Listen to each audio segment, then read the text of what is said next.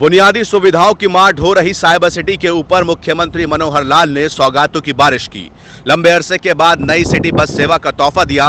वह 144 करोड़ रुपए की लागत से पूरी होने वाली 2 परियोजनाओं की आधारशिला भी रखी। साथ ही शहर की समस्याओं को लेकर अधिकारियों से चर्चा भी हुई। रविवार को मुख्यमंत्री सिटी बस सेवा का शुभारंभ करने के बाद सेक्टर ए के सामने कैप्टन उमंग भारद्वाज चौक से द्वारका एक्सप्रेस वे तक के मार्ग को 6 लेन बनाने के कार्य का शिलान्यास किया। लंबे समय से इसकी मांग की जा रही थी। वैसे परियोजनाओं के तहत दिल्ली गुरुग्राम एक्सप्रेसवे स्थित हीरो होंडा चौक से लेकर द्वारका एक्सप्रेसवे तक के मार्ग को 6 लेन बनाने का प्रस्ताव तैयार किया गया। इसमें से हीरो होंडा चौक से लेकर कैप्टन उमंग भारद्वाज चौक तक के हिस्सों का निर्माण भारतीय राष्ट्रीय राजमार्ग प्राधिकरण द्वारा किया जाएगा। देखो, फायदा ही फायदा है। एक रूट के ऊपर आज के दिन बस चालू होएगी, बाकी रूट के ऊपर फरवरी तक बसें चालू हो जाएंगी। शुरुआत आज के दिन है, शुभ दिन है। और मैं समझता हूँ जो समस्या से लोगों को जूझना पड़ रहा था कि अपने खुद के यातायात लेकर के ही कहीं आना जाना होता था, वो समस्या हल हो जाएगी। बस सर्विस आज चालू होने के बाद सहूलियत मिल जाएगी। सर, रॉबर्ट वाड्रा और भूपेंद्र सिंह हुड्डा के खिलाफ मामला दर्ज हुआ है। वाड्रा साहब ने कहा है कि भाई सरकार बदले की भावना से काम कर रही है, कुछ काम तो कर नहीं पाई, महंगाई ज्यादा है, लोगों को जो है गुमराह कर रही है।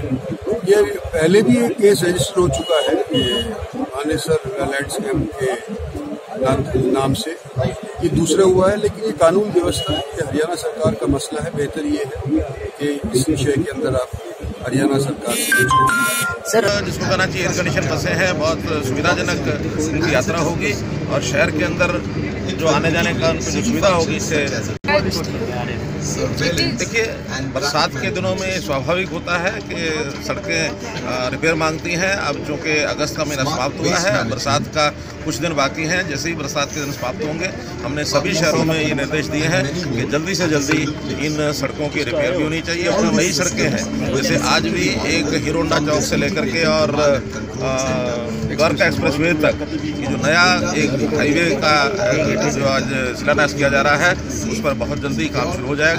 और इस साल के अंदर अगले लोकसभा के चुनाव से पहले टाइम से पहले ये सड़क निर्माण हो जाएगी। इस प्रकार से इंफ्रास्ट्रक्चर के जितने काम हैं वो पहले भी चल रहे हैं और आगे भी जो प्रायोजित है वो सारे काम होंगे। इस नाते से सड़कों की रिपेयर का काम बहुत जल भराव और ट्रैफिक समस्या से निपटने के लिए करोड़ों रुपए आप लोगों ने खर्च किए हैं, लेकिन उसके बावजूद भी स्थिति जस का तस है। कहीं ना कहीं प्लानिंग में कोई गड़बड़ी नहीं है। देखिए, जो पिछली बार का जितना जल भराव की समस्या आई थी और देखा जाए तो इस बार उससे वर्षा भी बहुत ज़्यादा वर्षा आई है।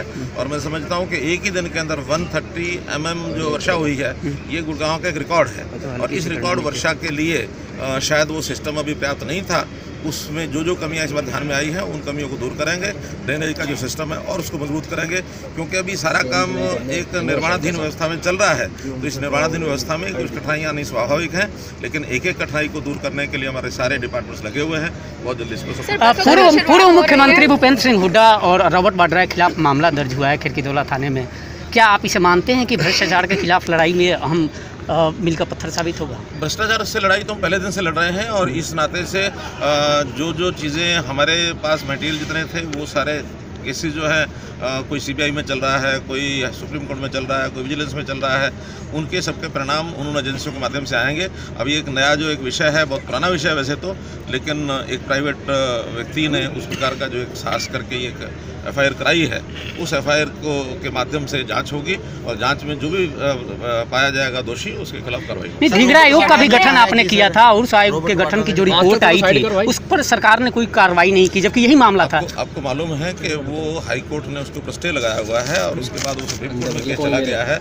और जैसे ही हमको कोर्ट से इस प्रकार की अनुमति मिलेगी तो ढींगरा कमीशन की जो रिपोर्ट है पब्लिक कर दी जाएगी, क्योंकि ढींगरा कमीशन की रिपोर्ट भी इसी विषय को लेकर के थी।